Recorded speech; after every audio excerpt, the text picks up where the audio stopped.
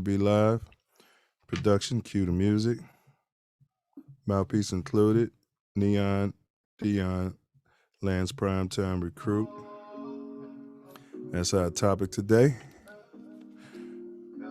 Are the black boys becoming men? Mouthpiece included. TATN. Yeah, buddy. TATN. TATN. TATN. TATN. Mouthpiece included. TATN. TATN. Please like, share, subscribe this link. Like, share, and subscribe. TN. Mouthpiece included. TATN. We are in the building. TATN. TATN. TATN.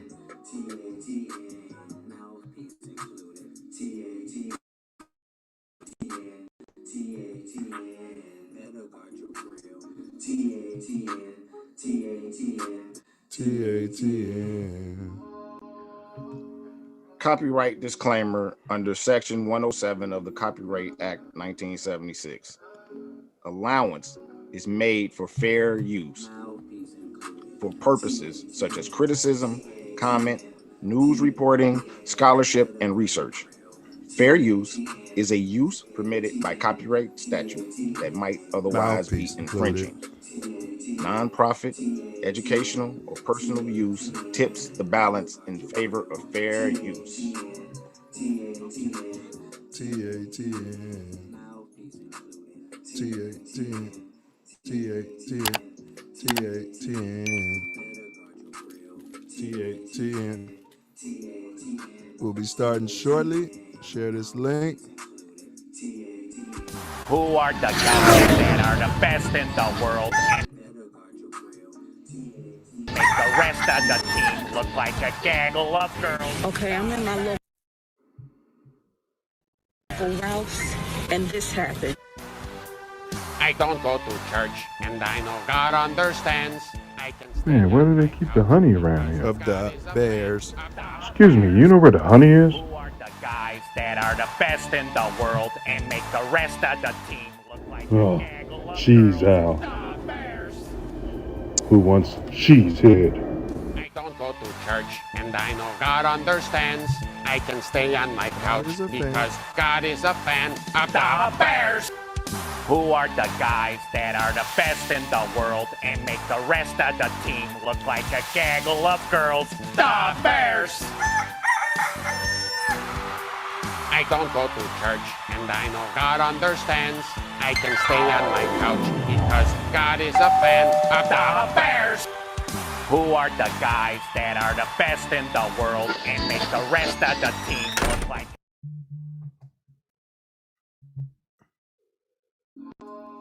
All right, Silverbacks are back in the building. Yeah, buddy. In the house. TATN. TATN.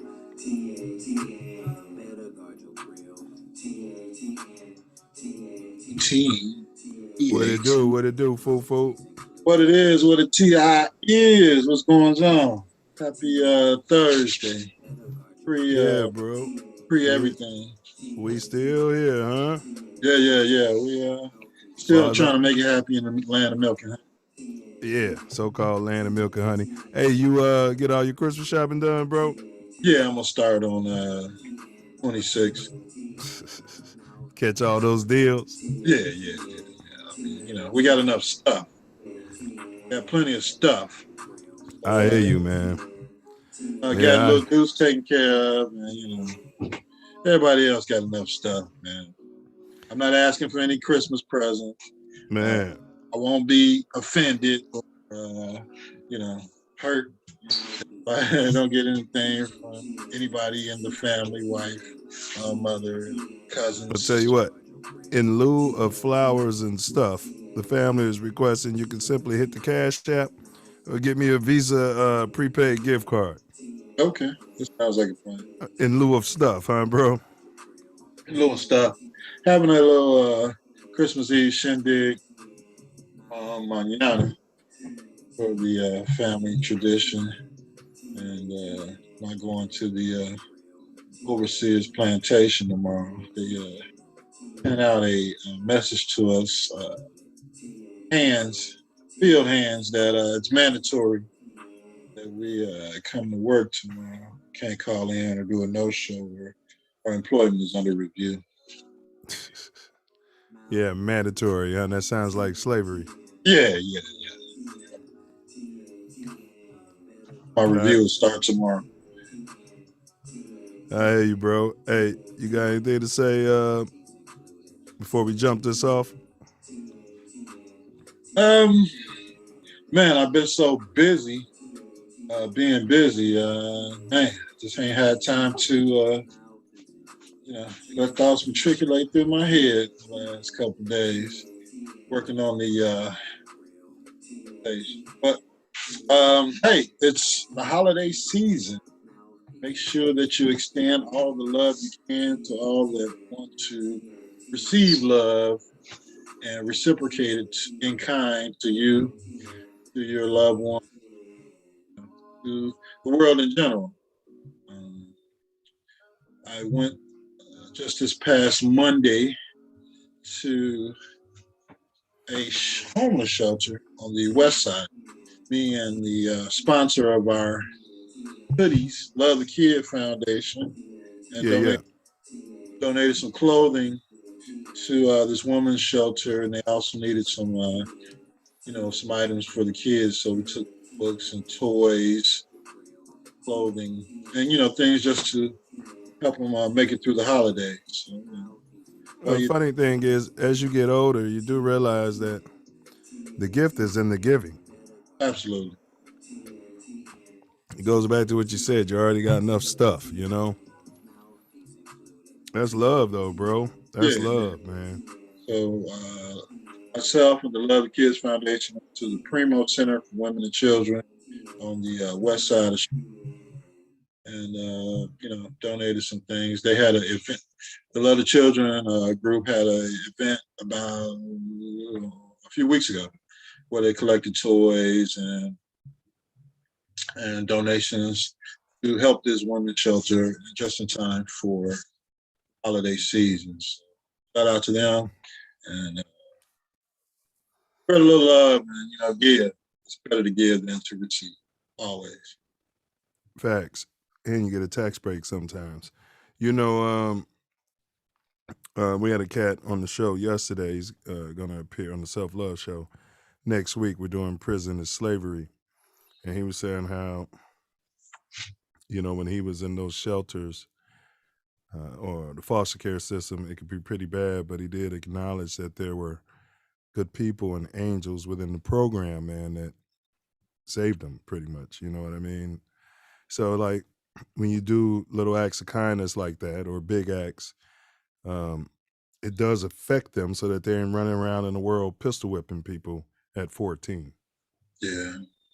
I mean, I know everybody wants the the Gucci's and the Fendi's, and I think the Prada store got robbed last night in Chicago. But all we need is basic fire and food to eat, shelter over our head, and we can survive. But well, this internet, we have a lot of people on our show, man, that come on and talk about their early life, and they'll say we were poor, but we didn't know it. With this internet and everybody shining and showing their best look on IG and eating lobster and crab, you have these people thinking that they're poor. Right. Right. When they're just maintaining. It's just a different level of how much money you're spending. The more you make, the more you spend. That's it, man. My great grandmother always said, it's not what you make, it's what you do with what you make. Right. And any youth out there that may come across our voice, you're young, you got that behind you. And, man, sign up for 10-hour shifts if you can. Work, stack that money. Most of you, if you live in the neighborhood or the hood, one advantage you have is your overhead is low. You got a low overhead. Your mom might be Section 8 or, You're living somewhere and the rent's pretty low. And Rent's so, low. Actually, yes. yeah. Yeah, stack that money. Drive a bucket for a few years. You'll be all right. Yeah. Drive a bucket forever. Yeah.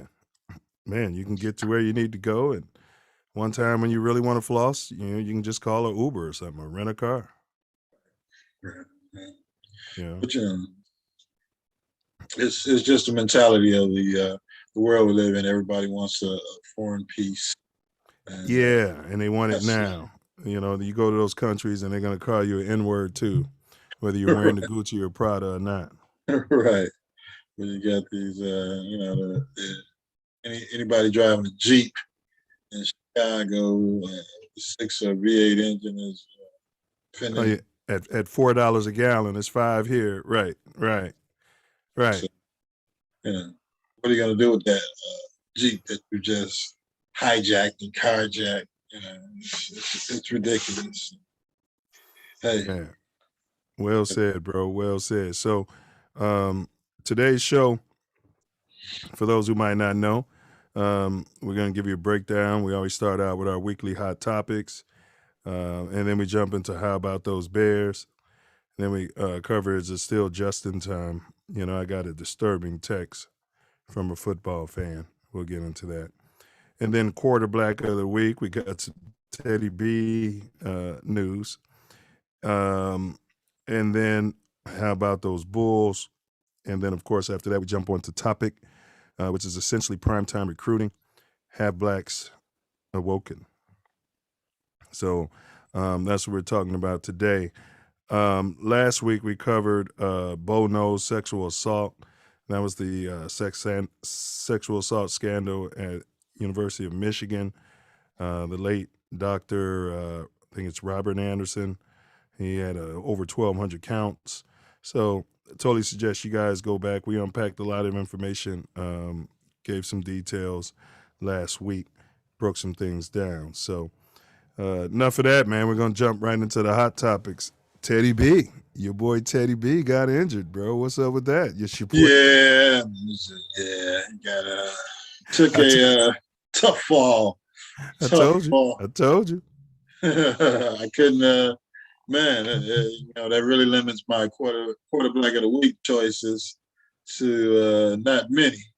It wasn't a good week for the brothers, at the QB1 position. So shout out to Teddy B. Get well soon. Hopefully, you make it back this season, but injury looked pretty rough. Yeah, man, that guy, man. What did he injure? I saw the hit, but I couldn't tell what he injured, bro. Like he took a horrific fall, which they do all the time in football, but it knocked him unconscious, and they didn't know what to do, especially with his previous injury where he almost lost his leg. So he was rushed to the hospital, and prayers for TB. Yeah, he's tough, man. Your best ability is your availability, and you should go to the what's your man's name? The alt-right guy, used to quarterback for the Patriots. Make America Great Again hat. Trump's my friend. Tampa Bay Buccaneer. Yeah.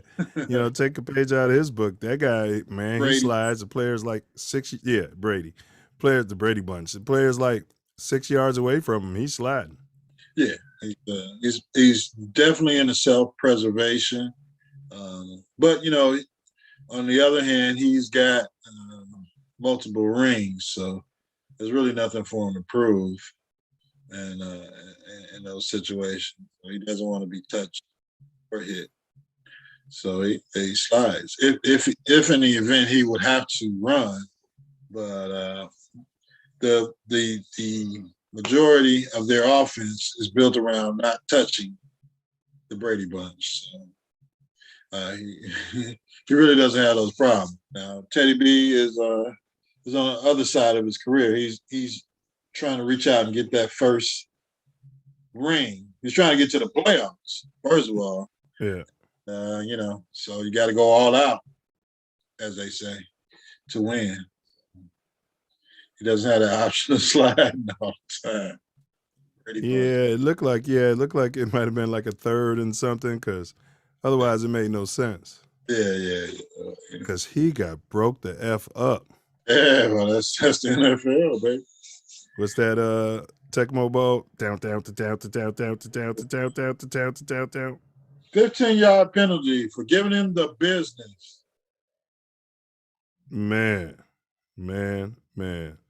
So yeah, Teddy B, if you're hearing this, recover, take some sliding lessons, and like you said, man, live to play another down or another series. Yeah. But hey, he's got that win at all costs heart mentality. So unfortunately, it costs you when you're at that professional level sometimes. Facts. So we're going to go into the next topic. I got a video to play first that leads us into it. All right. It's your boy LaDouche. So if production can if production can stop Ace's camera, and then we'll get this cracking. And this is fair use for educational purpose. LaDouche James, everybody. And this is fair use for. Oh, hold on a second here. There we go. LaDouche James. Caruso on his former teammate. LeBron bounces one to his bench. And let's see. LeBron and Carmelo immediately took umbrage. Oh, yeah. It's absolutely off Westbrook. Yeah. This guy throws the ball off of his teammate's foot, and then cries to the officials. Terrible pass. Yeah. And they overturned the call, bro. Yeah, I mean, I thought they had replay, so that if there was a question of the call that they already made, they can go to the television cameras that are and monitors that are right on the side of the court there, and figure out, did they make the right call? Well, yeah, Ace, and that's where I think the gambling comes in, because since when they listen to the players on that? Okay, if another official is coming over saying, hey, we got to take a look at that, then you take a look at that. Otherwise, you tell LeBron to shut up. Yeah, shut up and play ball. Right. This is where you get you tell him to shut up and dribble when he's out there dribbling. Right. On bad passes, but yeah, they overturned the call. Only, you got a whole system set up to review any calls you may have in question, and you just, I guess you went on LeBron's word because he's got 4 out of 10 rings, or I don't know. Yeah, I don't know if he's been to that many chips. He's been to a lot, but 4 out of 7. I know he's lost multiple finals. So. Yeah, he's lost a lot more than he's won, and whenever he loses, he finds a way to blame his supporting cast. We got to change. We got to get a new general manager in here and a new coach, and we got to mix up these players. Yeah, we got to get Russell Westbrook. We got to get this. We got to get that. He's probably going to hightail it out of L.A. soon. What's his contract up? Is it this year or next year? I think now he's on a player option. Oh. Yeah. Yeah, when you're a billionaire, you can pretty much go anywhere you want. He might show up in Chicago. Yeah, he just might, because now we're showing signs of winning. That was the same thing when he went back to Cleveland, and the narrative was he came back and got Cleveland a win. Their trajectory was up without him. Yeah, absolutely. He came in, made them get rid of some players to make room for him. Yeah, absolutely he did. LeBron James, everybody. LeBron James. I don't know if Dwayne Wade still has a mansion here in Chicago, if he sold it already, but LeBron may move in. Be like, hey, let's get it cracking. What do you mean? He's gonna live out in Robbins? I don't think he had a mansion in Robbins. He had to be living somewhere when he was playing for the Bulls for that 6 months or 3 months or however long he robbed the Chicago organization of their salary. Now, this ain't that network. We typically don't show our brothers and sisters at our lowest moments, but this is for educational purposes. We're going to show like a 20-second video. That's going to be LT, conceivably the best linebacker to ever play the game. And I say that even having the privilege of watching Mike Singletary, who was an overachiever. I think he had a hearing problem. Yeah, Mike Singletary had nothing on that. Correct. Now, I don't know if Mike was on the cocaine. Yeah, I don't know if he was on. Now, if you'd have, gave him some of that cocaine, he might have been LT. Yeah. But what are the chances that this guy has CTE? And we're going to cover that next week. But here we go. We're going to play this. And this is from WPLG, local fair use, y'all. Former NFL player Lawrence Taylor has been charged in Broward County. He's accused of failing to register as a sex offender. Taylor pleaded guilty to sexual misconduct with a teenager in New York back in 2011. The Florida Sex Offender Registry currently lists an address for Taylor, but he's accused of never updating it. His attorney says he's been staying at a hotel during a divorce. Staying in a hotel. Oh, that sounds like he's on the booger sugar, allegedly still. Staying in a hotel. So first thing I want to comment, well, before you go, I want to just say this. The girl was 16 and she was a prostitute. That doesn't make it right. But the way they're characterizing his case is weird. I mean, I don't, go out and get prostitutes, but I don't think anybody's ever saying, give me your ID and all this, but it seems like the pimp should be charged with that in sex trafficking or something. I don't know, man. That's just weird, man. But go ahead. What you had to say about this? Well, I mean, it's just a legal standard that they put out there for black males. If he was Jim Pink guy, Tom Brady, from the suburbs, they would have found a way to break the charges down to reckless philandering or something. Or if it was Bob Kraft, they'd have just made it all go away. But he was LT. A big black guy he played at the University of North Carolina and New York Giants. And maybe instead of booking him on the booger sugar or the crack cocaine, whatever he was using at that time, he was with the prostitute. They went on ahead and, hit him with the sex offender charges. And then you would stick with him for the rest of life, unfortunately. Yeah, I'm sure that cocaine had him talking to the police. I could talk my way out of this. You know what I mean? Yeah.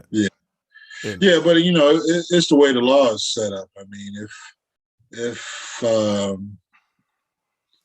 did he know she was a minor? Yeah, I mean, it's your responsibility to know whether they're a prostitute or not. But I just want to say that for the Self-Love Nation and also for anybody watching Mouthpiece is that,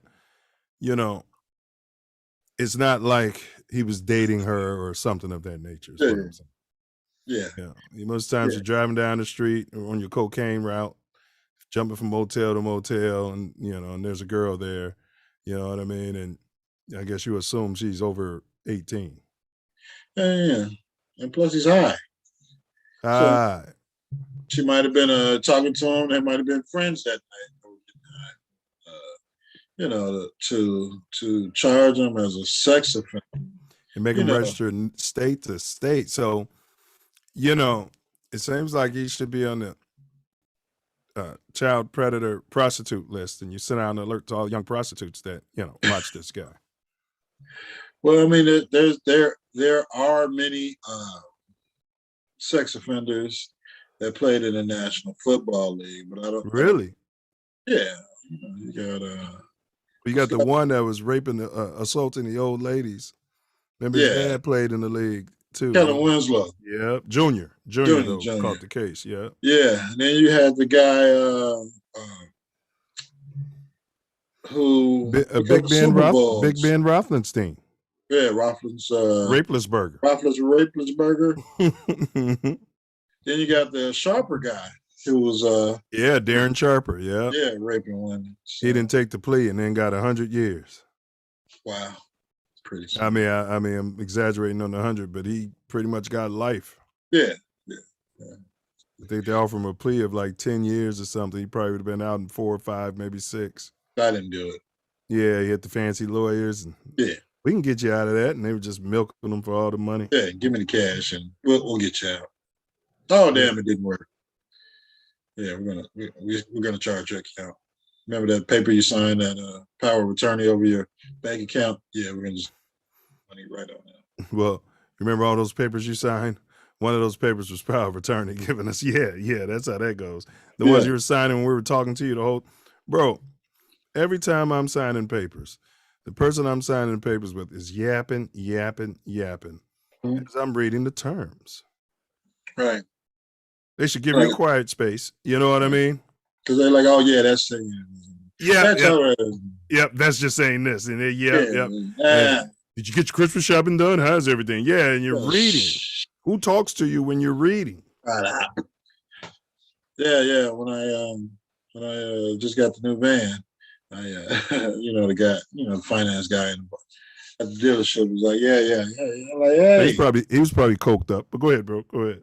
Like, I've done this before, so just give me a minute so I can read this stuff. Man, if you want me to sign it, you're gonna have to let me read it. Yeah, it's just telling you. Yeah, you're just telling me. I'm going to read what it's telling. Facts. In your understanding, you maybe have a 6th grade reading level for all I know. Right. They just put you in there and slick back your hair. Gave you some cocaine, gave you a suit, make you like you an Italian mob, and a gold watch. Ask as much money as you can. Get as much money out of them as you can. And talk to them while they're reading the agreement. Nobody ever wants to read it. Yeah, they don't want to read it, Yeah, just tell them where to sign. Yeah, like, what's the big hurry? You know what I mean? They be in a hurry, boy, to get you to sign them papers, boy. I didn't agree to it. Let's slow down. Let's see what's going on.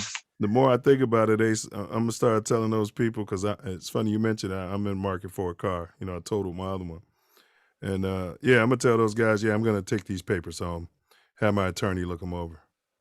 Oh, wait a minute. Why do we got to do all that? Right. The car might not be here tomorrow. Well, yeah. There'll be enough. Right. Well, I'll tell you what. We'll just send the car home with you. We'll knock another 1,000 off if you don't read those papers. 1,000? Wow. How about 5,000? Now I really got to read these papers. But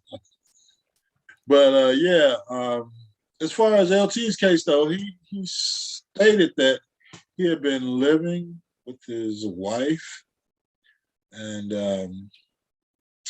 they were going through the divorce. And then he was living in the Modi. That's what he said. So he had to move to the motel, and maybe she initiated. But most of those celebrity wives, once you snort up all the money, and she could deal with the case and the 16-year-old and all that, but once you snort up all the money, they're usually gone. Yeah. Well, I'm pretty sure this isn't the same one from that time. It's been another right. That case. So, probably another one he met out when he was looking for the book of sugar. And he probably met her when he was clean, Yeah. Everything's gonna be all right. Yeah. And I don't know now. I'm not saying for fact. This is all allegations, but it sounds like cocaine. With the whole living in a motel. Okay. I mean, I know single men, they'll live in one room, whatever, but this is LT. I mean, this guy made millions of dollars. Hall of Fame. Correct. Man. And they talk about how the football is a fraternity. Seems like somebody should be able to, I don't know. I think, some people try to talk to him. Well, he needs a GoFundMe, but I guess he's going to snort it all up, huh? I don't know. I mean, he's done movies. He's got to have a pension. Yeah, but your taste go to a certain level in the Hall of Fame. I mean, he can show up anywhere and make some money. Man, if he New puts York. on a good suit and came in a restaurant I own, hey, your money's no good here, man. Just snort your shit and we'll take care of it. Yeah, let's take a picture. Yeah. Put on the wall and your money's no good. You're So he absolutely shouldn't be correct. spending money on food. Right. And he can go to any car dealership, like you said, and do a picture thing Yeah. and have Yeah, a car. Yeah. Unless they don't want to give a car to a sex offender. Is it? Yeah, cruising down the street in my 6'4".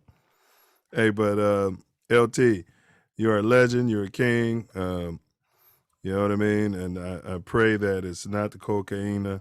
I pray that it's not CTE, because the way he was hitting people, this really smells an awful lot like I'd love for them to examine his brain once he passes. Yeah, I mean, I know it's been a while since the CTE controversy or diagnosis has come to the main front, but there has to be a progression in the way of diagnosing or determining CTE while these players are alive. Has to be. What's that? I sent you. I can't think of his name. The football player. I think he played for Tampa. And he recently died, and they still haven't said how. Was it Davis? Yeah. I looked at that, and yeah, they don't know how he died, and he died in a motel. Yeah, and so he had donated his brain, and they said that he had the worst case of CTA they've ever seen. He played 13 years in the league. His ex-wife, or his wife, because they were still married, they were separated when he passed, said that he only had like one concussion that they knew of. And so that's a lie, that it's just coming from all this, give him the concussion protocol. Yeah. I mean, when you, because you got to look back at the type of helmet he was playing in back then, and it's all a collision. Correct. Shaking up the brain. If you hit me, right, my brain's gonna shake. Exactly. Because I have to stop my neck from popping back. So if you hit me here hard enough, I got to stop my neck from popping back. So I'm gonna hold my neck, my brain, and my head straight, and that's gonna rattle your brain. Right. So if he's only had one concussion, known concussion. Known, yeah, probably had his bell rung. That number. Yeah, that's what we used to call it. It's a little. He's got a stinger. His bell rung. A stinger to his brain. But yeah, so he's probably had a number of those during his career, and it's reaching out for balls or stretching out for balls or trying to catch those tough passes from Jameis Winston, or whoever his quarterback was back then. And yeah, it shook him up, shook up his brain. Unfortunately, that for the NFL, they're not really pursuing a way to diagnose CTE in their current players or the players that are playing now or just retiring, because they don't want to know. They don't want the information to get out. Well, that's the thing. It's bad for business, and we'll cover this next week, man. But the league is they had this cheap settlement that they had, a couple billion or $1 billion. It seemed like a lot of money, but it's a drop in the pan. It's nothing, especially what they have and what these players are going through. We were commenting on that guy who knocked his girlfriend out right there, knowing he got cameras in the house. I said right away, this guy's got to have CTE. Yeah, something's wrong. And bro, it don't. And that lawsuit should be against the colleges. The colleges, the NCAA should have to pay a claim. Man, even some high school sports, like the equipment is shoddy in high school. Oh yeah. Yeah, some of these kids, if you play primetime high school football, bro, your bell could have been rung, multiple times before you even got to college. Yeah, you got the CTE syndrome before you get out of high school. Yeah, it's starting. Yep. So that's what we're going to be on next week, you guys. We're going to cover that right here on December 30th. CTE and me. All right. All right, let's jump on. Let's move forward, bro. How about them Bears? Now, I didn't watch it. I'm back to not watching them. Okay. But we do got the black quarterback coming to town next week. But so the Bears lost 17-9. The offensive coordinator, from my understanding, what did he have? Did he have the covert? Yeah, the covert. The offense coordinator, the defense coordinator was cleared right before the game, and the special teams coordinator had the covert.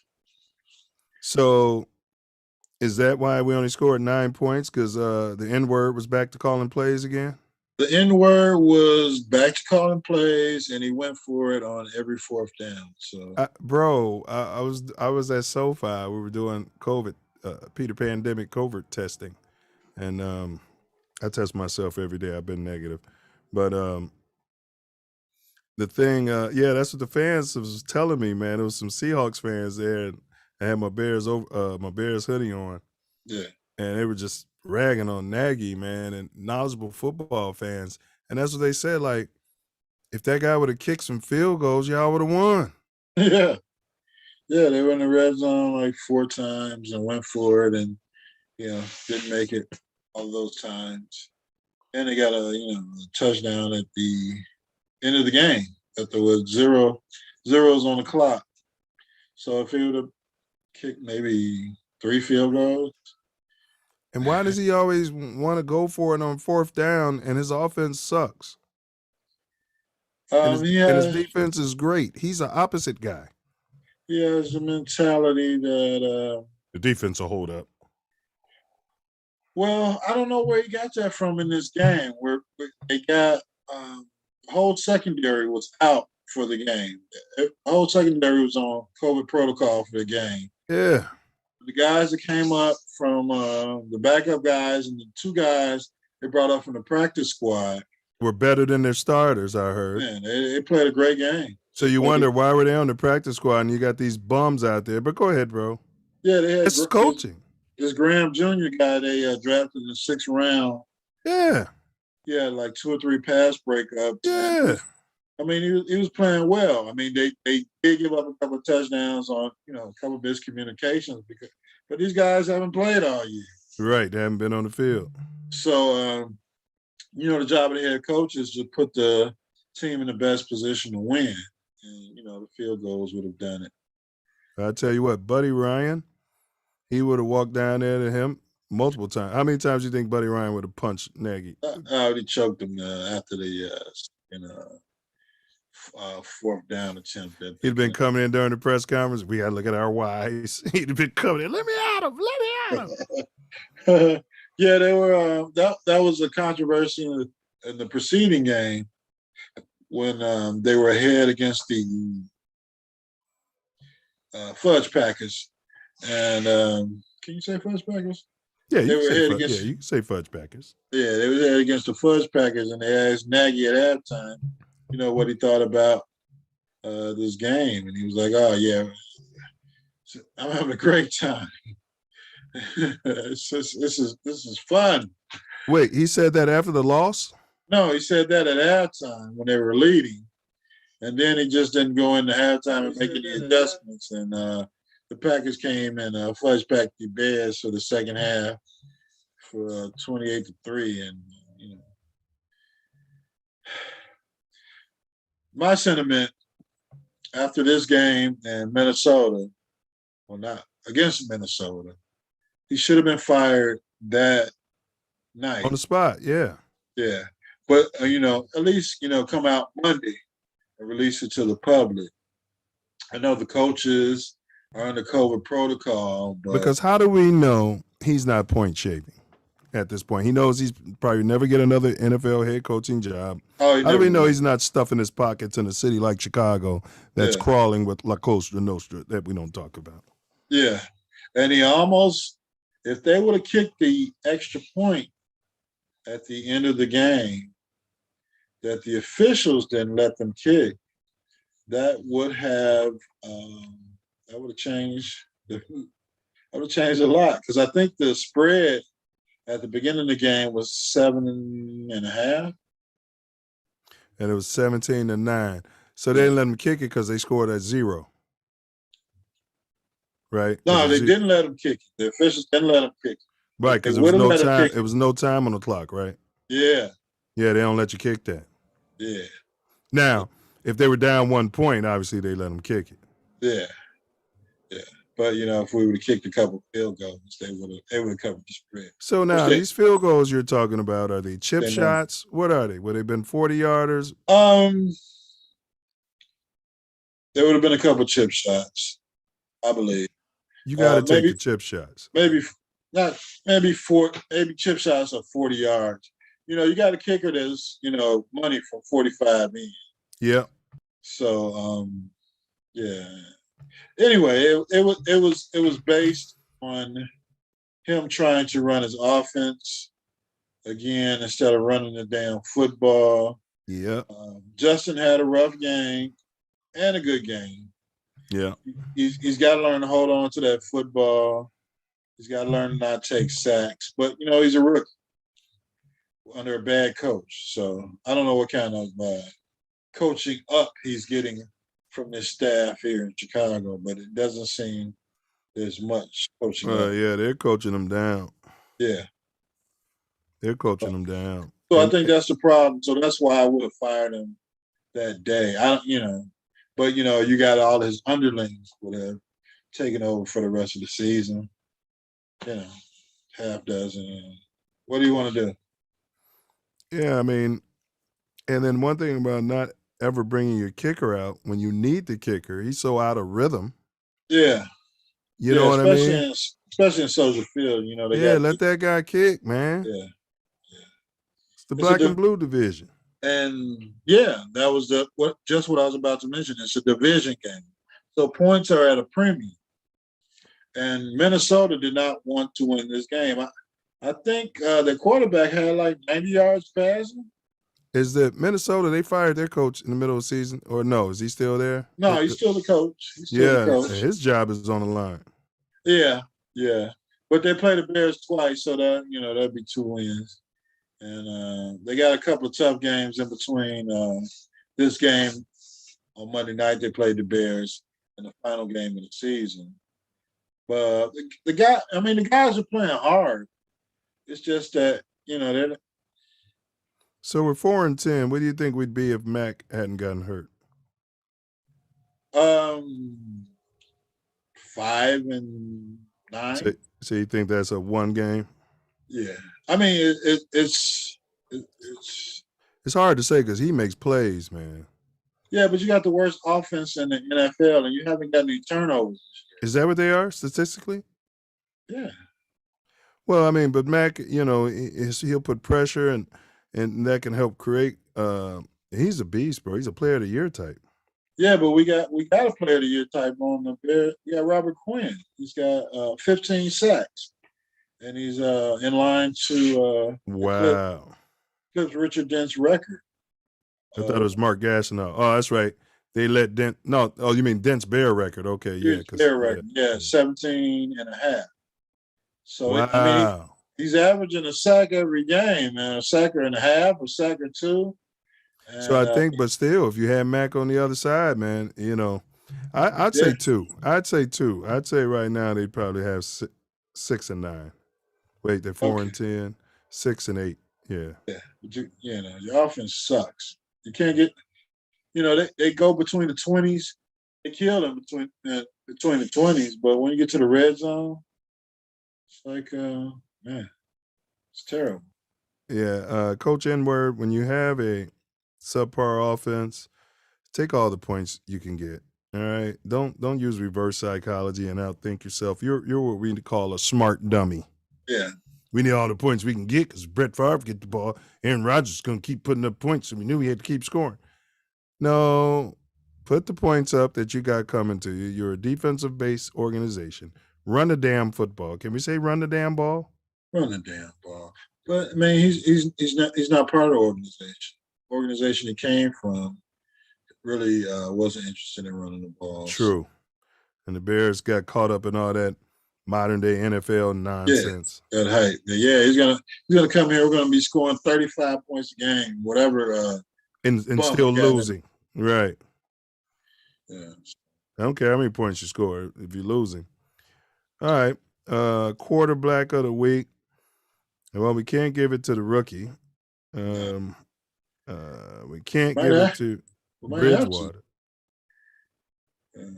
Yeah.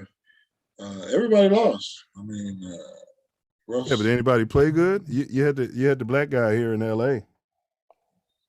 Yeah. The ones coming to Chicago, the ones with Future's baby mama. Yeah, we're going out there. Oh, okay. Russell Westbrook, how did he look in SoFi? I didn't see the game, but I saw the final score, and what was it? It's like 17-9.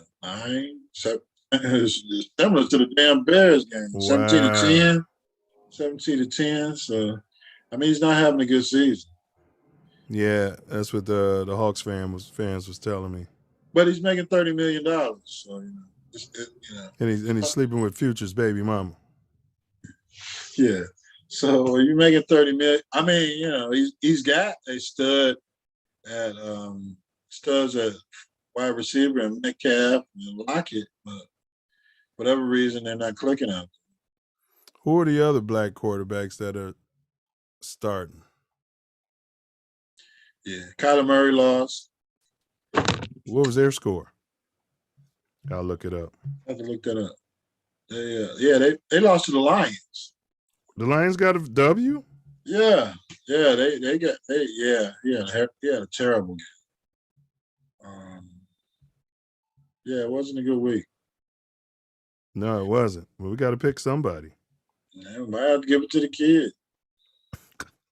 Fight his and blame everything on the coach. Well, we're biased, so since we're biased, I'm gonna give it to the kid. He even though he's a rookie, he's making mistakes that are unforgivable for a quarterback. Like he takes this fumbling, giving that ball up. He was doing that at Ohio State. Yeah, he's definitely doing it for the Bears. He's taking some bad sacks. I mean, I know the offensive line hasn't gelled what are you waiting for? What are you, especially with that speed, what are you looking for? Either run or throw the ball out of bounds. Man. He threw the ball out of bounds finally in the fourth quarter, but some of those situations that he kills the field goal position. Yes. You got to be going over that in your meetings. Like, hey, Justin, you're at the 30-something yard line. You take a sack back to the 50, there's no chance of us getting points. Yeah, somebody's got to tell them we're not at Ohio State. We don't have the best recruits on the line. Yeah. So. Yeah, that's kind of with DJ E. Prado. Let's see if I can find his text. He's giving up on the kid.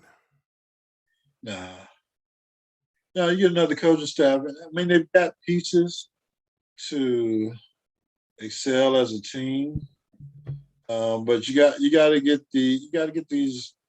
everybody out of here. You got to get Pace out of here. You got to get Nagy out of here. They're married, so marry them right on out of the building. They're talking about getting rid of Ted Phillips or pushing him up or whatever as far as whatever they got to do. He's family, but he shouldn't be making any decisions related to the team. Football. Yeah. So let him put the deal together to get the stadium out in Arlington Heights. Whatever. I don't even know if I want him doing that. I don't want him doing anything. Well, he makes money for the Bears. So that's mainly what they're concerned about. Right. Right. But I mean, you know what I'm saying? These decisions aren't rocket science, bro. Yeah. I mean, the Bears are a money-making machine. I mean, you're going to make money with the Bears, man. Right. They said even this game Monday with the Vikings, two terrible teams. They sold out. 15.9 million share on television. 15.9 million people were watching it. Yeah. So yeah. Everybody wants the Bears to win across the country. Yes, Bears fans are all over. You see that when you be traveling and watching the Bears, bro. Everywhere I go, anytime I have on a jersey or a hoodie, bear down. Bear down. No matter what city or what what state what their record is. All right, but look, this is what E. Prado said. It's his opinion, I've got my mind made up on Fields. I don't think he's the long-term answer. His throwing motion isn't fluid enough.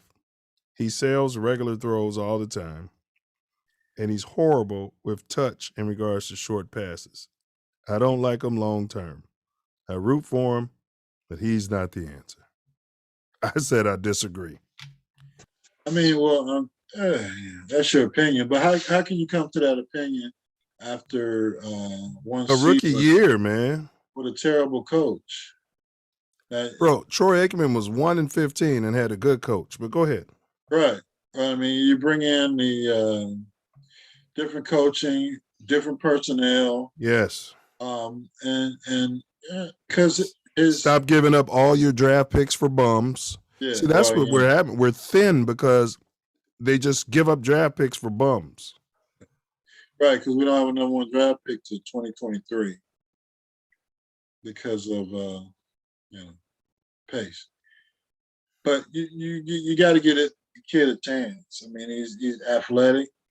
He has a great deep ball, and once you shore up the coaching to more simple plays, running, simple plays, drop it right there to the guy. Yeah. Like that one pass against the Packers. See how simple that was, and it went for a TD? Yeah.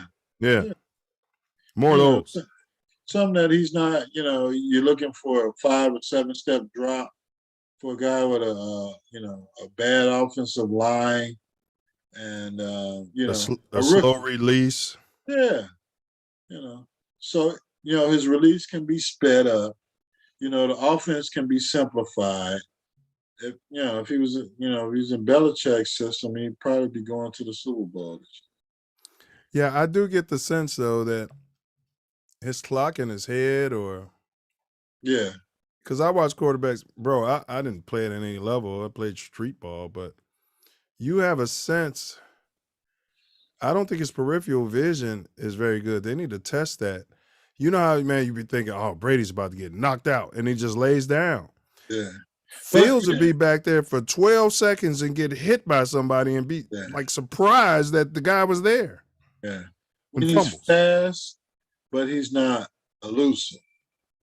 So, if he takes off and realize, hey, there's nobody there, takes off and runs on a straight line, he can get you that first down every time. But if somebody's chasing him, he can't evade them the way you think somebody with his type of speed can do. So yeah, he don't have that wiggle. Yeah, he played like he came up in the suburbs. He don't. Yeah. Exactly. Doesn't have that wiggle. Exactly what I was trying to tell you. But in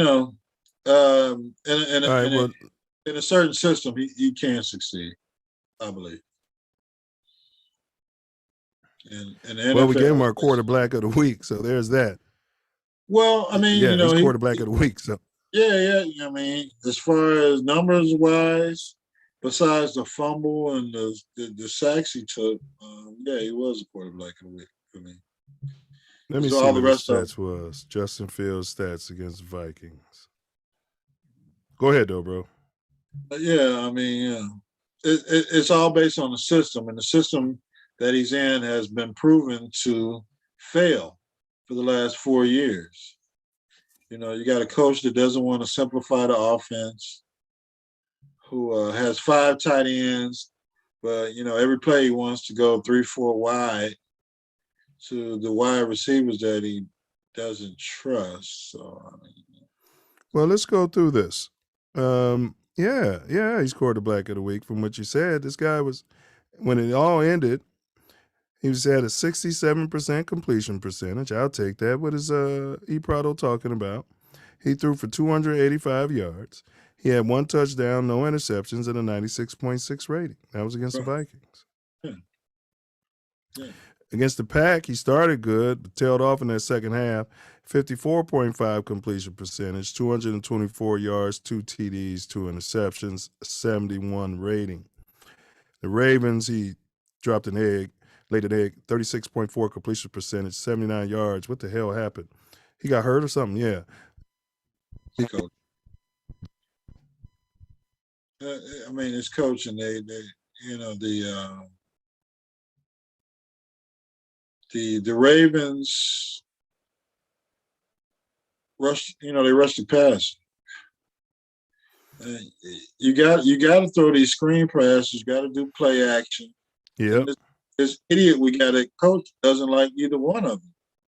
Statistically, Ace, except for the fumbles you're talking about, that game against the Vikings, even though we didn't put up points, that was his best game of the season. The Raiders game would probably have been second, but he only threw for 111 yards in that game, but he had a higher rate. The Steelers game would be second, but he had a 59% completion percentage and threw a pick, but he still had a 90 rating. So I'm looking at his stats. He does seem to be trending better. I could say that. I mean, he's learning, he's progressing week by week, but you got to have a game plan that puts your quarterback and team in a position to win. So you have to tailor the game plan, or is that what you're saying? That breaking news. Ace is an innovator. Dare you say tailor the game plan towards your players' abilities? Even with COVID, you had your 2 main running backs. Never threw a screen pass to either one of them. They threw a screen pass to some guy named Daz Newsome, who Oh, they'll do that. They'll run their screens to some random guy. But Montgomery, who leads the league the last few years and misses and breaking tackles, yards after contact, they won't just give him a 2-yard pass. Yeah. Because he don't run a 4.2. He can't run in a straight line fast. We just want to run fast. Look at those fast guys out there. And, our fast guy that ran a kickback the previous week against the Packers and ran and caught a touchdown on some kind of sweep play. Got hurt. So I think this is hurt against the Vikings? Yeah. Yeah, the concussion. What's his name? Grant, Shaheem Grant. Yeah, Grant, yeah. And that ruined Nagy's game plan. He couldn't. Right, he couldn't adjust, and he couldn't imagine, hey, we can run some of those same plays for some of these other backs we got. Yeah, no, you want to put another wide receiver out there because it worked last week against Green Bay. So let's run this play with Daz Newsome. And everybody was, and the division was sitting on it. Yeah, they just saw it. They just been watching the damn film all week. Well, we don't watch film in the Bears until after the game. You hear how they talk. We gotta get the whys out. Yeah. We got why that play didn't work. They should have a film one day just showing him on the sidelines at practice. Did they fire him? You're the whys. These are the whys. Look at you over there. You know what I mean? But how about those Bulls, bro? It's a thumb up your bum. The Bulls. Wow. I got them at 19-10.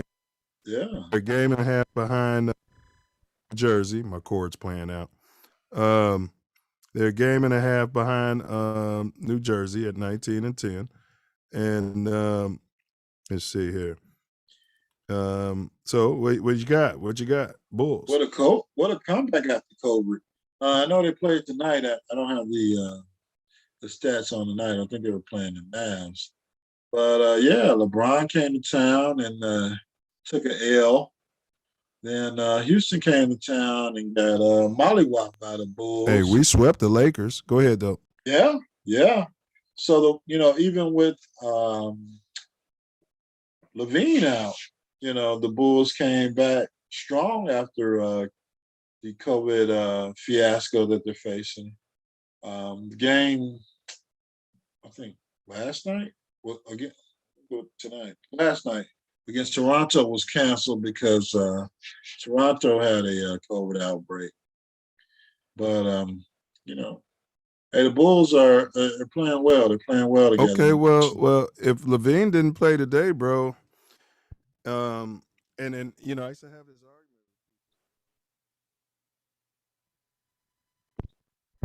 argument. Long story short, coaching does matter, and the Bulls are the proof of the pudding. But they won tonight. No. Today ain't the 20th. No, never mind. To more games. They had a kid out of Sure they played today? Chicago. I'm not sure. I know they were supposed to play Dallas soon. I know the game against Toronto was canceled. Or rescheduled, whatever the NBA is saying nowadays. Man, they used to play the Bulls on Christmas Day when we had D Rose, but we don't get a Christmas game. But they last game they put up 133 points against the Rockets. Are you saying that they did that without Levine? Yeah. They had a young guy from Chicago, McKinney, who came in. Him and Kobe White. They were shooting all over the place, burying threes from everywhere. Well, I said at the beginning of the season I would have traded Levine if he hadn't made up his decision and signed my contract. You see, if we can win without him, you know what I mean? I would have traded him, bro. You just gonna watch him walk away for nothing? Well, have we passed the trading deadline yet? Right, but now they're having a fantasy of, well, we're gonna need him in the playoffs. You do need that 1, 2, 3 scoring punch. So I believe they're pinpointing DeRozan, Levine, and Vukovic, and whatever you can get off the bench. What do you think you can get for Levine in a sign and trade? What's his value as a upcoming free agent? I don't know. Well, with a sign and trade. Sign and trade. So you're talking about the end of the season? No. You know how they do those deals where he's going to sign with the Bulls, but you're going to trade him. Yeah, that's something you would do at the end of the season, I believe. If they're going to trade him in the middle of the year, they won't have his rights at the end of the year because he's a free agent. Yeah, but he can get more money if the Bulls sign him and trade him to another team. Right, but the sign and trade works like this, Ace. You got a player in his position who's refusing to play for your team. He doesn't want to re-sign. The other organization says, I don't want to take a risk on this guy because he might not sign with me. Right. So then whatever organization wants him, they work it out where the Bulls sign him to the terms that he wants, and then they trade his ass. That has to be done before his current contract ends. And in that scenario, what do you think? You definitely get a lottery pick. Maybe. I understand what you're saying. But, I mean, if you want to win, why the hell would you leave the Bulls? That's my thing, right? Exactly. But just a great point. Because before the whole issue was, you want to go chase a chip, right? What they got a good coach, they got a good team. Yeah, man. Did the Bulls offer peanuts? Have you heard anything about what the discrepancy is? I can't believe they were offering peanuts. They would have to offer him the max. But he wants $30 million a year like LeBron. I think that he wants that kind of money. Well, I mean, I think that would be the max that he can get. I mean, the max amount of money he can get will come from the Bulls. Facts. So I don't know what he's looking for. You think they can trade him for Klay Thompson, or he can go to Golden State? I don't know where you think he's going to go. Yeah, they could do that. Yeah, Golden State would love to have him, boy. I don't think they trade Clay though. Yeah, well, who that'd be a good move though. I'd love to see that. Yeah, it might be good for both teams. I've never been hot on dude. I would have been more hot on him this season, They say he's playing D, and if he had signed a deal. Yeah, but you got to ask him what are you looking for? You don't like it in Chicago? You Right? don't Is like it too coaching? cold? Right? With too Yeah, much you don't crime? like. Well, I mean, there's a reason, but he doesn't live in those areas. I don't believe. Right. But what are you looking for outside of Chicago, except maybe warm weather? I can understand that. But, Yeah, they all want to be in L.A., bro. yeah, being They LA. all want to be in L.A. chasing the white girls up on Doheny in Beverly Hills. Yeah. Blowing that chop. Then they end up on the TMZ. Yep. Yeah. Getting chased around by TMZ. So what you got the Bulls, man?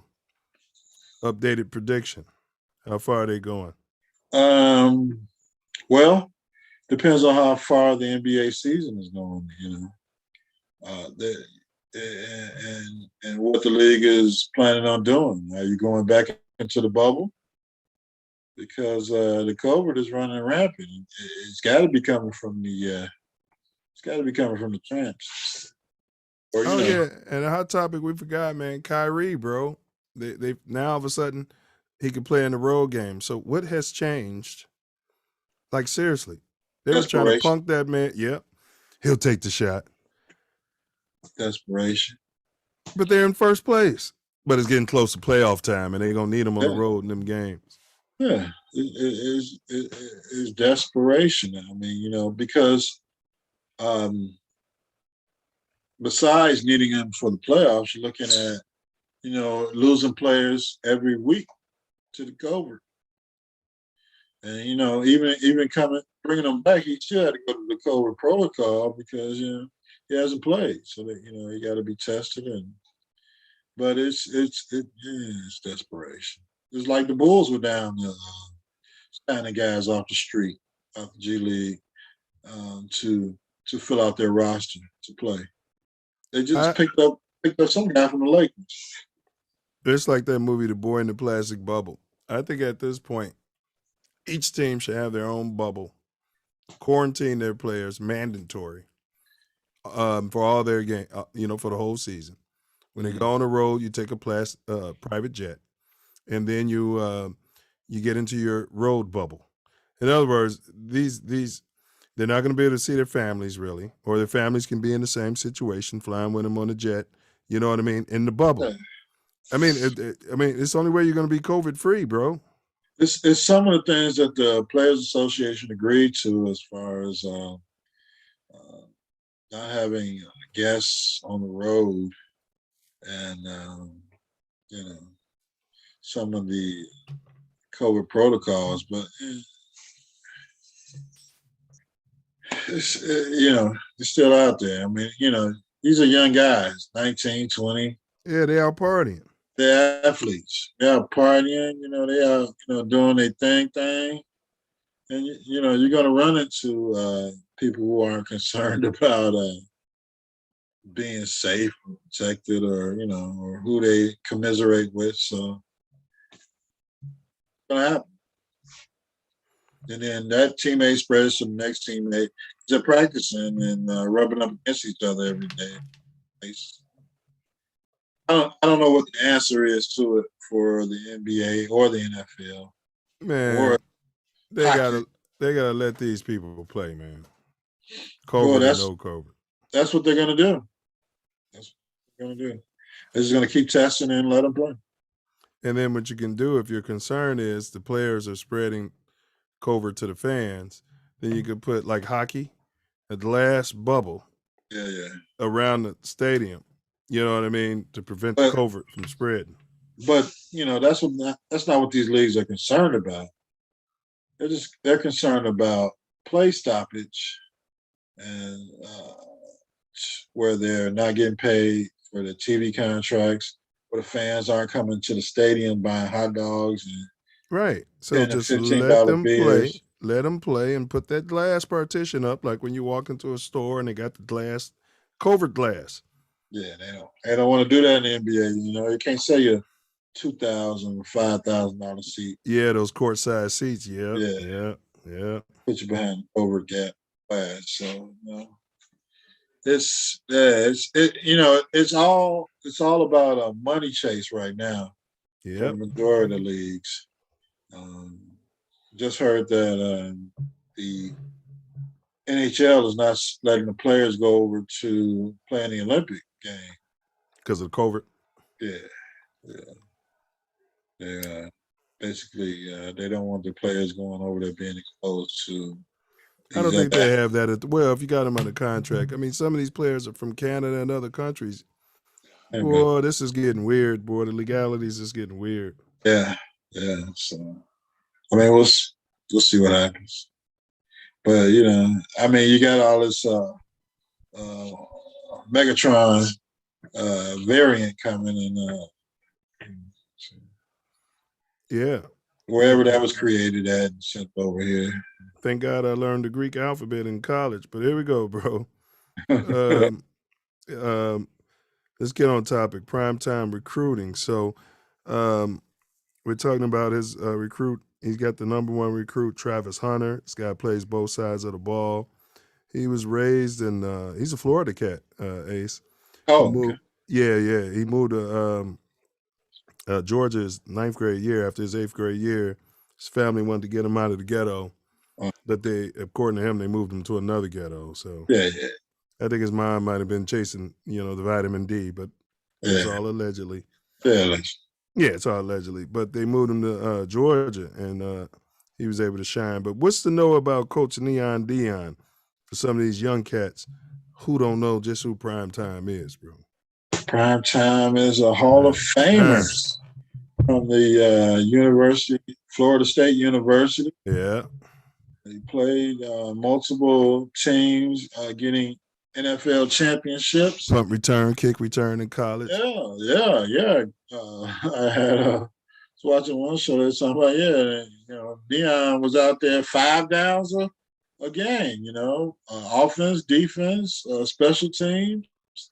So, and he's a prolific baseball player. And so his speed was otherworldly. Like, he was like a high school player playing against Pop Warner. Yeah. He was toying with people with his speed, bro. Remember, he'd be celebrating 30 yards away from the end zone. Because once wasn't gonna chase him. Yeah. Once he picks the ball off, there's no way to catch him. Yeah. Prime. That's why he's having all the foot problems now. He's prime. And like you said, prolific baseball player. He was drafted pretty high by the Atlanta Braves. And he was always a bigger than life character, and whatever. Gold chains, the wet curl. Must be the money that's turning them out. Must be the money. And a winner though, because he helped turn Florida State around. Yeah. Florida State, the Falcons, the Cowboys, the 49ers, every team he played for, the Braves. Nobody ever said one bad word about his preparation, about anything about football. The only thing they would try to say was his business decisions he made because he wasn't going to try to tackle Bo Jackson head on. Yeah, come on. Deon was like, man, you got to make business decisions. Why would I? Yeah. And remember, he would never let him run by. He'd slow him down, get behind him, hold on to him. He just wasn't going to go head up and get a concussion. Yeah, it's team defense, Right. You either keep that guy inside so the linebacker can come and tackle him because you're running with him for speed for speed. So all you got to do is contain him, which is what you're taught. Every quarterback, no matter how Hall of Fame they were, it was Deon Island. You didn't want to throw over there for 2 reasons: A, he was going to pick it off, and B, it was a good chance he was going to run it back. Well, if he picks it off, it was a 50-50 chance that it was going to be a pick 6. He'd be baiting him. Remember, he'd be baiting him, bro. Like 10 yards back. Yeah. Next thing you know. Because you can't, that speed was otherworldly, bro. Yeah. I remember as an old man, I went out here on the court in Inglewood in a park.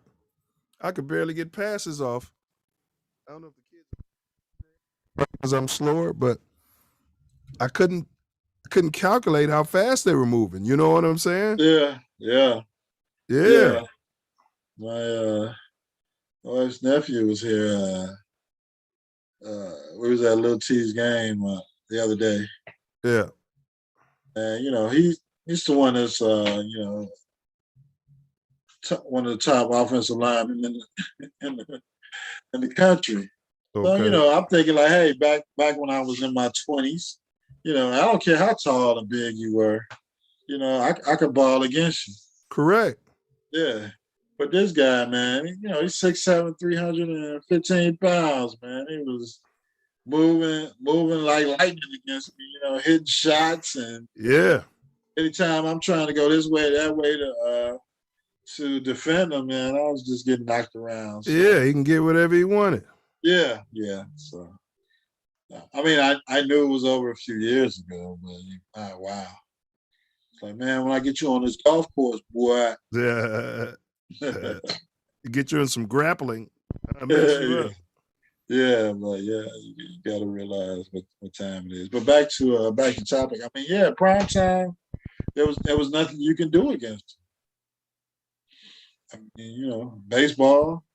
He was going to steal as soon as he got on the base. They didn't want him on the base path. Once you pitched, he was gone. Football, you couldn't throw at him because you made a mistake, and your wide receiver wasn't protecting the quarterback. That's a pick six. Oh, hey. And he was shut down the whole side of the field, so all you had to do was double team the other receiver, and you're shutting down everything. Right. Super Bowl. We're going to the Super Bowl. So, what is there to know about the number one recruit, Travis Hunter? One thing I'll say is I watched the documentary he did, and his goal was to get his team a state championship, and he did it. Wow, yeah, the film that I saw of that game, my gosh, it looked like prime time. Running around on there, especially catching the ball. I mean, it was nothing they can do. So Prime said, if you come to Jackson State, you're gonna have to play both ways, offense and defense. So this kid plays both sides of the ball, as we said. He seems like a great leader. What stood out to me is he don't do nothing but work on his game and fishes. Yeah, that was another thing that attracted Coach Prime to him, because Coach Prime is a avid fisherman.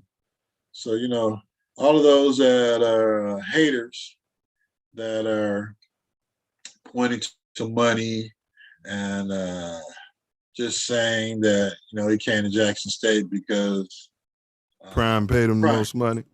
Yeah, Prime went to the house and was like, it's showtime. Yeah. And he's the brothers on these ESPN shows that are the quote unquote brothers that are fanning this nonsense. Yeah, that it was two coons doing coonery as opposed to two grown men making grown business decisions. Right. Because you have a coach that has leading his team into a different direction. Yeah, is trying to make history. And why can't this number one draft pick do the same thing?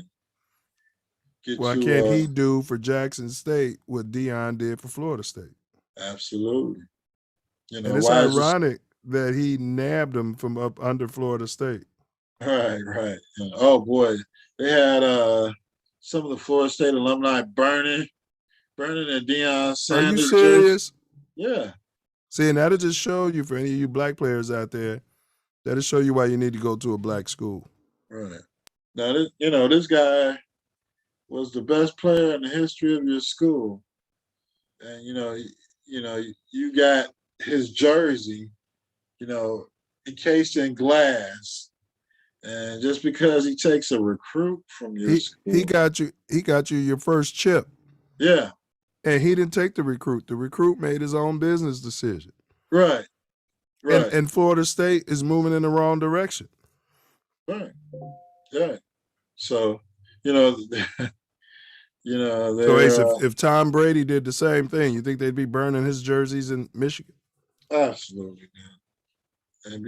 He'd be the greatest coach in Michigan. Smartest coaching move. Yeah. Oh, Yeah. Mm-hmm. he's gonna take us. He's gonna take us to the moon. He's Back to- smart. he's just a player. You know, smart's code for Triple K, as far as I'm concerned.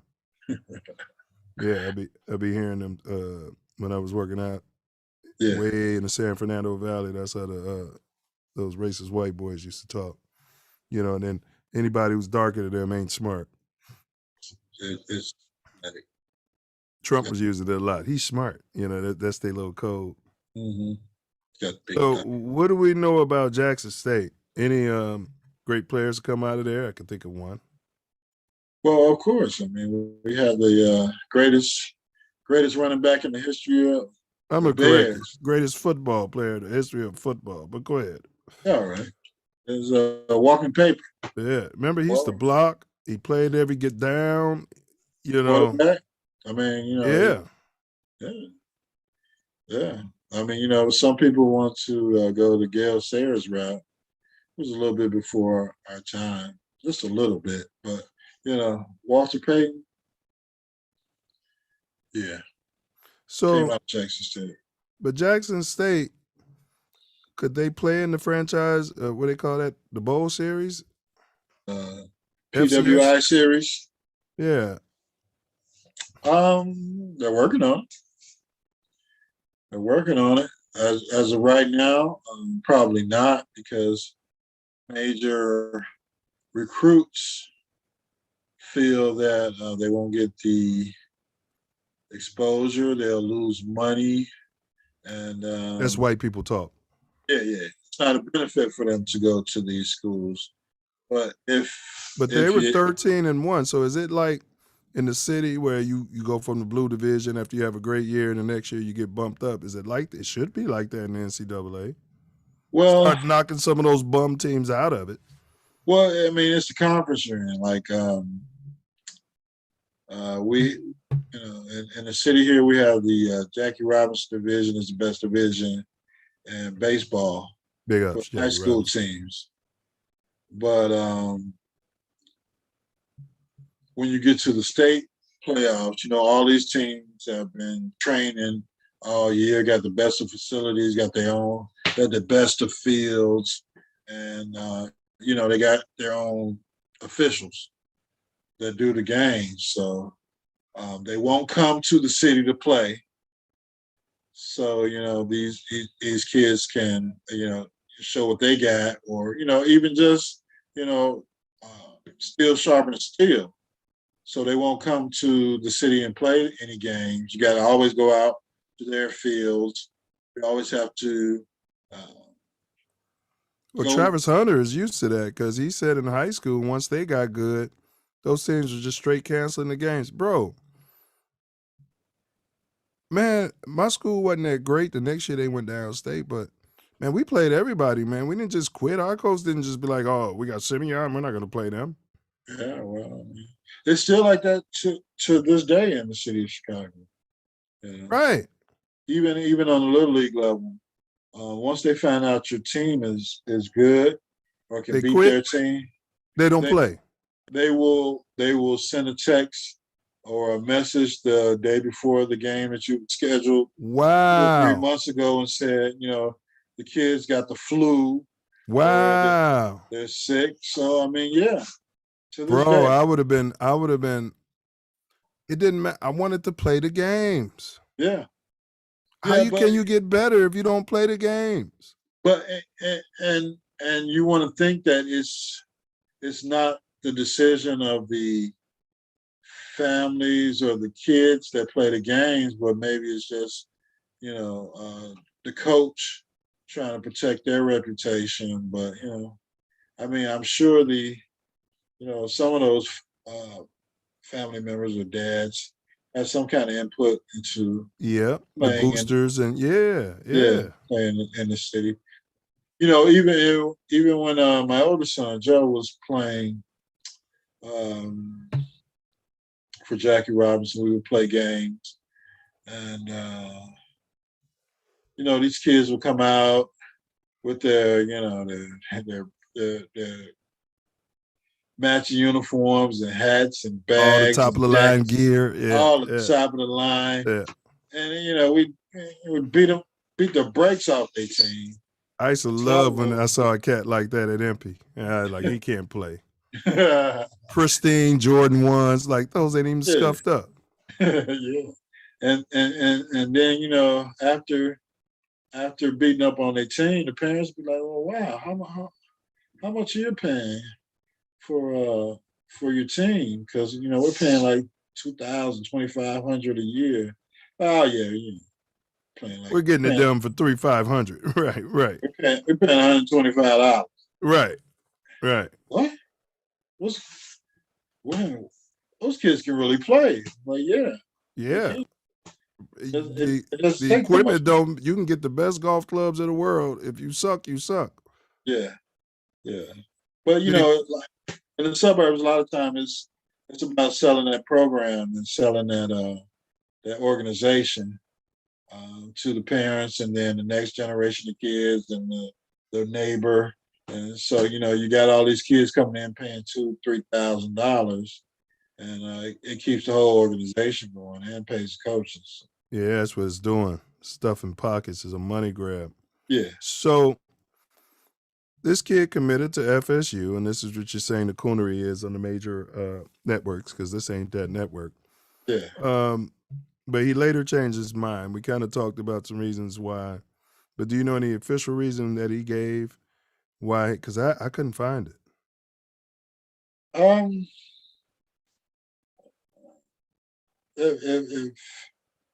If Deon Sanders, this Hall of Fame cornerback, I knew it was my coach.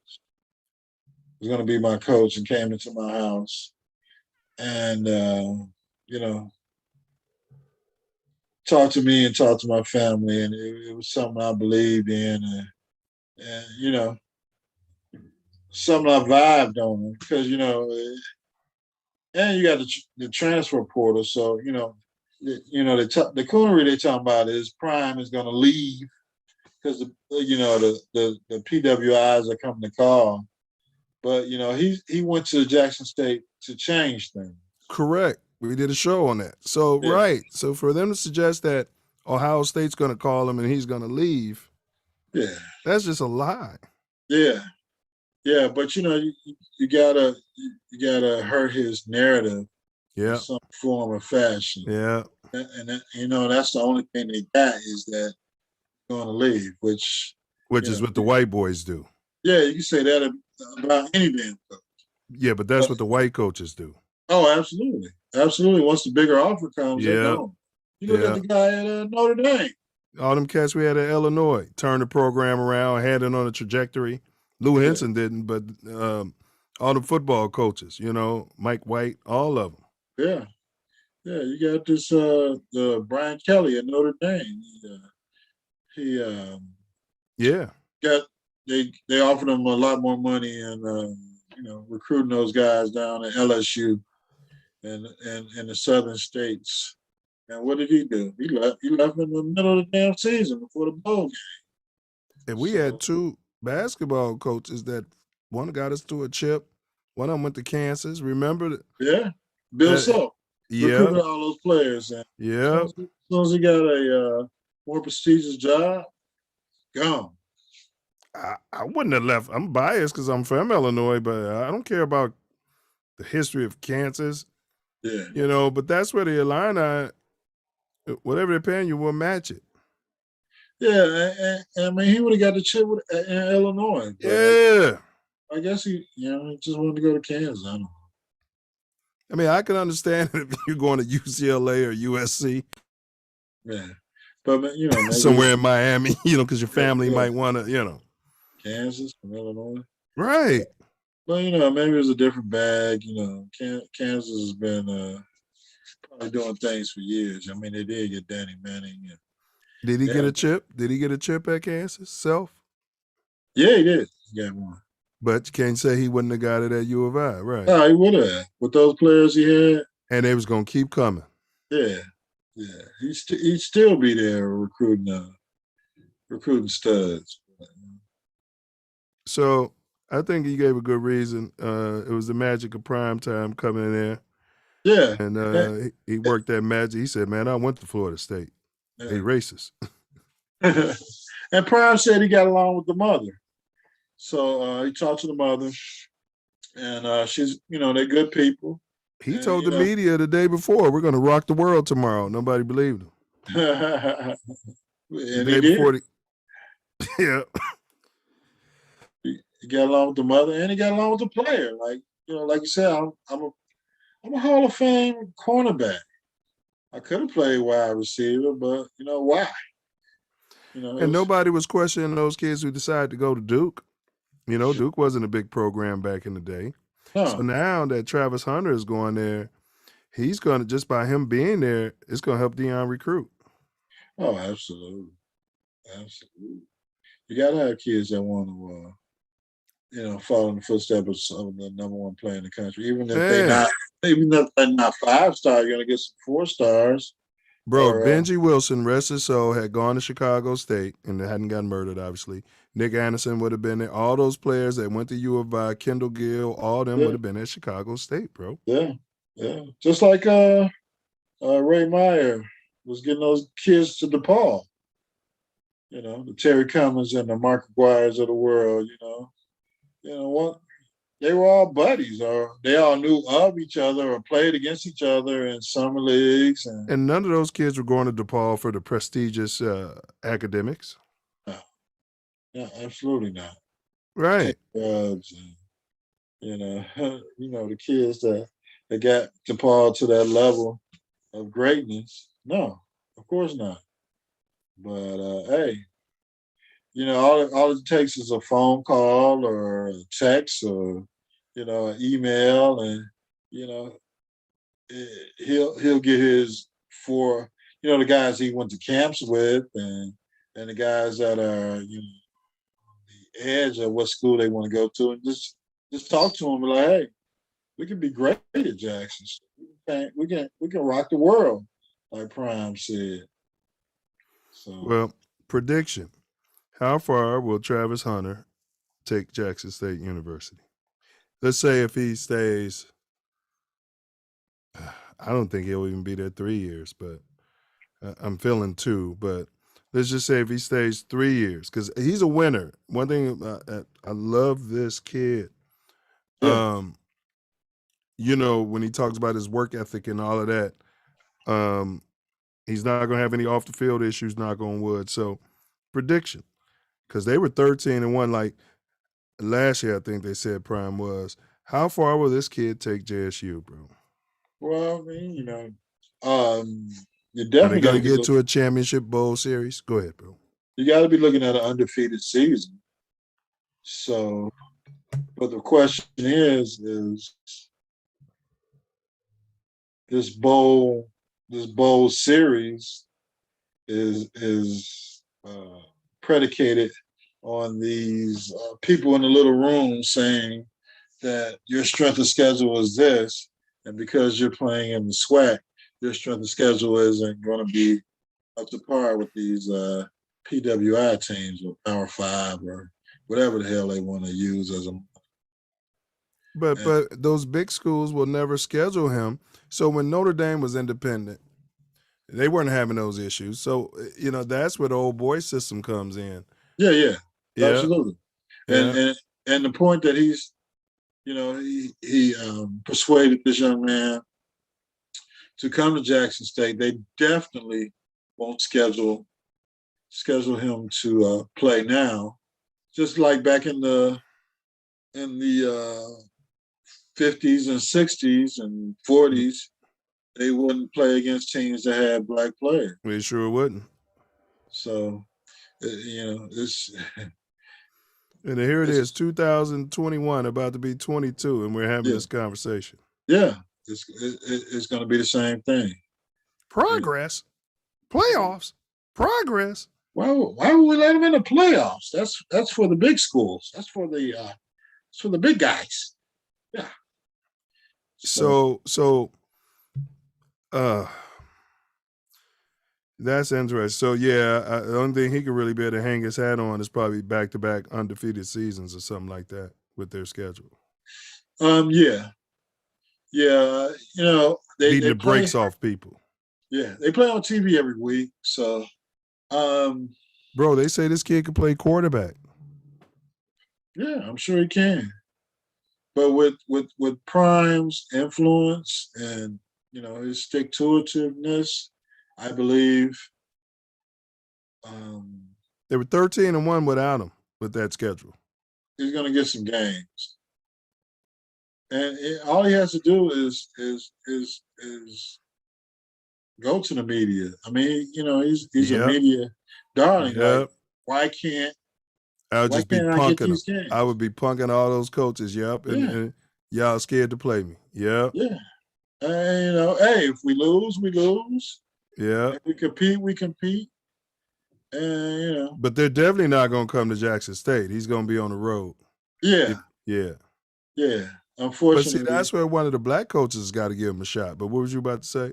Yeah, unfortunately, it's going to be there. But yeah, there's some black coaches that are head coaches. Not in cool. Some of these major conferences. Right. But, whether they're a top tier team, they just have to be in a major conference and give that guy a shot. Right. But I think the problem would be the AD for those schools. Yeah. The AD would schedule the games. Yeah. There's no way that they would go to Jackson State to play a game. Yeah. Wow. It's going to be interesting to see how this plays out. So even in 2021, like you said, going into 2022, which is the season that'll be playing for them in, there's still still a race car. Well, what we could do is, as a black nation, we could, take a trip. Ace, man, I'm up to that. Go see that kid play, buy the jerseys, stuff like that. Yeah. We could support them like the way we support the Bears and these other entities. Absolutely. Make a trip, guide trip, road trip. I might jump on their bandwagon is what I'm saying. Yeah, why not? I ain't doing shit. and we all know somebody that's gone to Jackson State. Correct. So yeah, make one. Their homecoming weekend has been great. One of the greatest events for years. Yeah, so, they got a great band. Yeah. So yeah, we can support it as a silverback coming out weekend. Yeah, it'll be some great footage too. We get some great footage. Mess around, meet prime time, bro. Yeah, absolutely. Now here's the multi-million-dollar question, and I think you were saying some of the quote-unquote coons on the major networks were getting into or using it as an excuse. How will this affect this kid's draft status? Because on the one hand, Ace, the pink man is the pink man, but on the other hand, the pink man wants to make that bread. Yeah, but the mentality of the pink man is to prove a point, draft this kid in the 3rd or 4th round, right? Yeah. So just to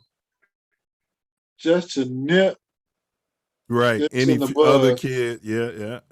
From some kid in the future, because there'll be more after him, but the more you knock him down, the more you can have these coaches go into the house and be like, you see what happened. Yeah, you're going to hear Mel Kiper and Booger McFarland leading up to the drive, spewing all types of BS. Yeah, Booger's going to definitely say there's no way he can go higher than XYZ round because, he went to Jackson State. Black school. Yeah, I'm waiting for Booger to just give me a close-up. I'm waiting for him to just spread his ass wide open on national TV and coon himself. See, you're laughing because that would not shock you. Right. It wouldn't shock you coming from Booger. Yeah. And he had it wasn't Sam Acho, it was his brother and some other clown. Oh man, they all clowning, bro. That So were predict though, Ace, what round is this kid gonna get drafted? Let's say he balls out, breaks records, stellar, like the McNairs was doing, in college, the Jerry Rices. And I guess we'd have to look back. Where were they drafted? McNair went high. He was a quarterback. yeah. But skilled players. Yeah. I Back-to-back was undefeated seasons. So if I'm the GM, I'm taking them in the first round. But we're talking about NFL GMs. Where do you predict he'd go? well, we've had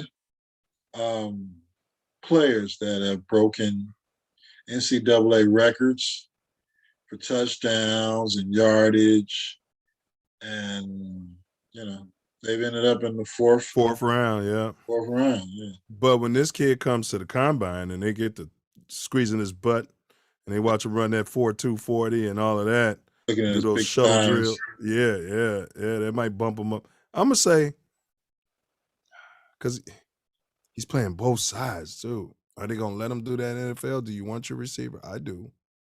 If he's a dual threat, I mean, he can't play both sides for NFL. He every can't. down. No, you'd have to manage it. Yeah, and kick returns and. So I see what you're saying. He's gonna have to choose. He could be a shutdown corner and an occasional receiver, right? Or he's gonna be an everyday receiver and an occasional shutdown corner, which would be weird. Yeah, I mean, you had a special talent such as Devin Hester, who was gifted at kick returns even at Miami. Yeah, tried to make him a cornerback for the Bears, occasional wide receiver. But he wasn't doing it all through college. Right. And he ain't tall like this kid. You know what I mean? He don't have it. Yeah, man. Like Prime said. This kid's a freak, man. Yeah, he had it as far as the kick return, which I told guys, coming out of college that, Devin Hester, man, watch out for him. Even, I went to the Rams versus the Bears game on Monday Night Football down in St. Louis. And, I think that was Devin Hester's breakout game where, kick return back and punt return back. And, for the game, I'm telling my guys in St. Louis, like, hey, this guy's going to do something special in this game. And he definitely did it. So. Well, yeah, he had that Deion Sanders freakish speed. Yeah. And he knew how to use it, though. He wasn't just running in a straight line, then running out of bounds and shit. Yeah, but, he couldn't transfer that to wide receiver or cornerback because this kid's a natural at both, though, Travis. Yeah. So, yes, they're going to try and. I'm saying late first round. My prediction is late first round, although he should be a top 3. Yeah. Depending on the quarterback. But I'm going to say they're going to take him in the late first round because it's going to look real bad, I think. Mm-hmm. And, especially if you're pushing the narrative for during the draft and the combine. Correct. In these few years that he's in college. Yeah. The Bears will pass up on him, though. Well, we'll see. We'll see who the new the brain trust of the Bears is in the next few years. They might surprise you. At least we finally made it to drafting a black quarterback in 2021. So, once they get rid of these idiots that we have in place now, when he comes out in a few years, maybe we'll be in position with a number 1 draft pick to draft. Oh yeah. And he's going to end up at the team that's going to let him play both sides of the ball. Yeah, well, the Bears just draft football players. Now they're drafting combine times and scats. because they don't have any high value draft picks. They gave them all up for Trubisky, and then after that they had to get, move around for Fields. They, Mac and Fields, yeah, Mac. They gave up so much, man. So, it goes back to finding somebody that can find football players, and the Patriots find football players. Whatever position or draft status and round, they're looking for football players. Oh, And the Belichick Bears could used to take do that it. kid. Yeah. Oh, yeah. Absolutely. He'll sit back quiet and listen to all the racism, and he'll draft Yeah. that kid. Yeah. Yeah, he's my backup quarterback. Backup quarterback, backup cornerback. number 3 receiver, Yeah. and starting corner. Yep. Yeah. Yep. But Ace, go ahead into your final words here. We're gonna wrap it up. All right. Well, unfortunately, we're in the year of 2021, heading into college football season 2022, and this young man will be playing at Jackson State University. And we're still debating whether a primetime athlete can go to a PWI school versus HBCU. The main difference nowadays is the media coverage and the Twitter and Facebook and all of the media notoriety that these kids get now before they even leave high school heading to college versus the HBCU players would excel in their craft while in college and then go excel in the NFL. But now there's so much video and scouting and draft status and high school games on television that, it's hard to sneak players through to your HBCU and then have them be drafted in the NFL and go to the Hall of Fame. So it's terrible that he has to make that choice and has to be vilified for being a player that chose to go to an HBCU and learn his craft under a Hall of Fame coach. With I'm sure he has a great coaching staff at Jackson State University. But time will tell. Will this young man excel at being a young man, a college student, and then go on to a Hall of Fame career in the NFL, or will the PWIs and the NCAA and the ESPNs of the world and the NFL networks do whatever they can to dissuade any further students from helping to change the culture of college football? We shall see. I hope and I pray that he brings a string of prime time, pardon the pun, athletes to schools such as Jackson State and uplifts the HBCUs to the point where they can compete with these PWI schools. Their facilities can improve, their strength and conditioning can increase, and we can compete with these different schools on a higher level. Only time will tell, and if Prime and this young man can spearhead this to happening, it'd be a great thing for college football and for African American. It's well said, bro. Just for accuracy, right now they are 11-2. They just lost Jackson State Saturday on the 18th to South Carolina State 31-10. It was at home, so that brought them to 11-2. Their first game was FAMU. Just to give you an idea of what the schedule looks like, they won 7-6.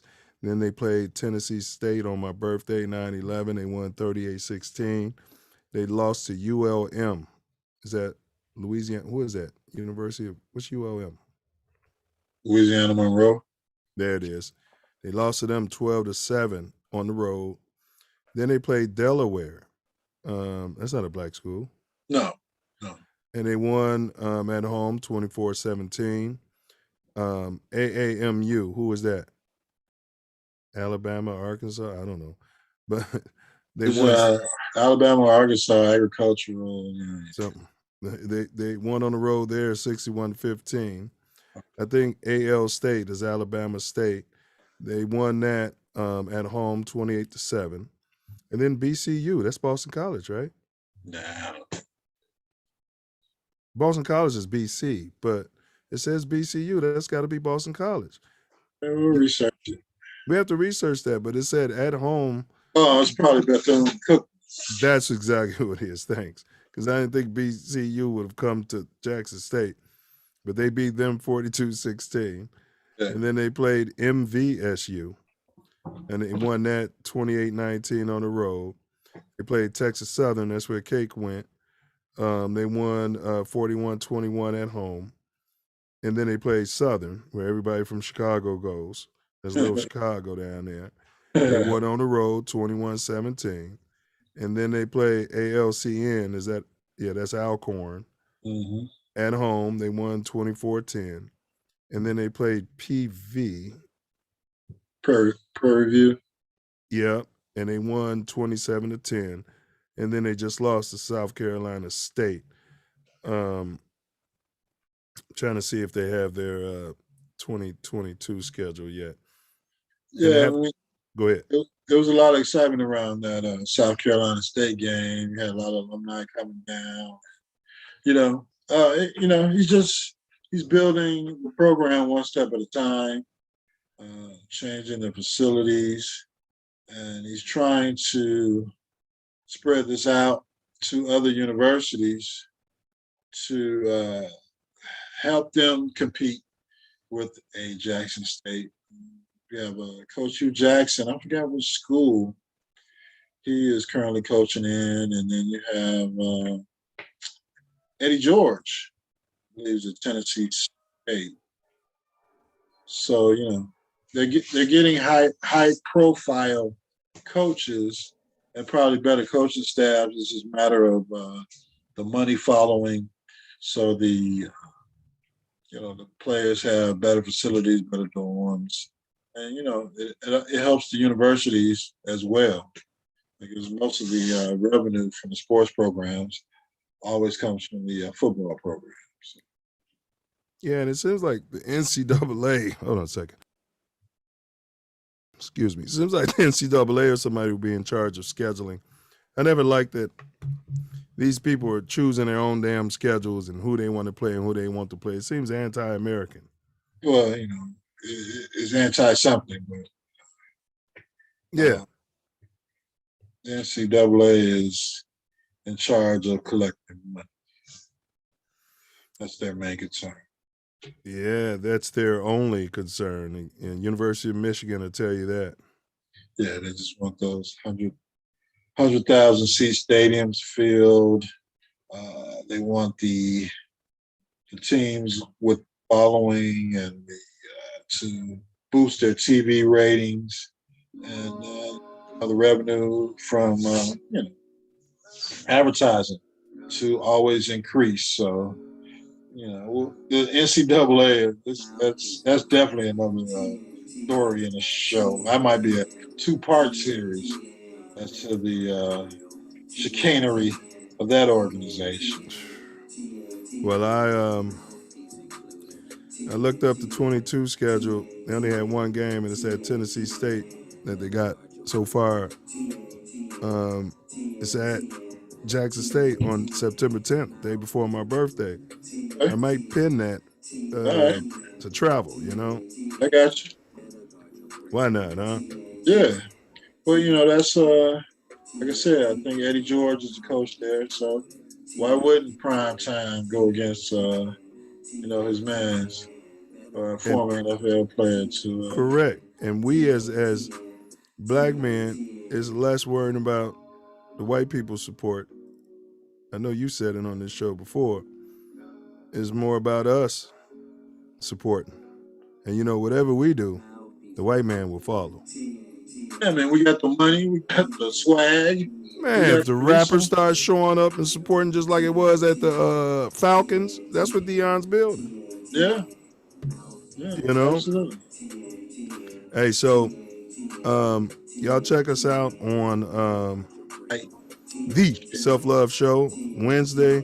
We have an ex-prisoner of war, an ex-quote unquote offender. We have two. One did a 22-year stretch in the state of Indiana, and the other gentleman was enslaved in the state of Oklahoma, much shorter time. So we're about lessons, not lectures. Cats who walk the walk. They're going to get into a little bit of their experience, and my fault. They're going to get a little bit into their experience, and also words, for our quote unquote wayward youth. Maybe misguided. It's going to be a powerful show. And right here next week on Mouthpiece Included, 9 p.m. Central Time, we're going to break down CTE, cephalophilis. I don't know what that stands for. Yeah. But the dings, the bell ringing. Yeah. Yeah. I said Hernandez. I don't know if they studied his brain, but I bet you Aaron Hernandez had that shit. Yeah. Yeah, it sounds like it. Yeah. But he had it in college. He probably got his bell rang in high school. Yeah, it's a number of players that, have bizarre behavior. And you got to think that, this it's got to be a some kind of rose from CT to them losing their minds. Man, we used to bring them on roid rage, but now we know that their brains been shooken up. Man, rest in peace, Aaron Hernandez, and they don't talk about that much. So you guys, make sure you tune in next week. And when you out here in the city of Chicago or even the city of Inglewood, Cali, keep that head on a swivel. Keep your third eye on a sparrow. Keep them dukes up. Yeah. Guard your grill.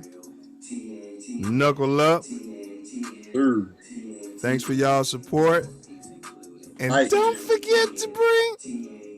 Yeah. And don't forget to bring. That. And don't forget to bring your mouthpiece. Yeah, subscribe.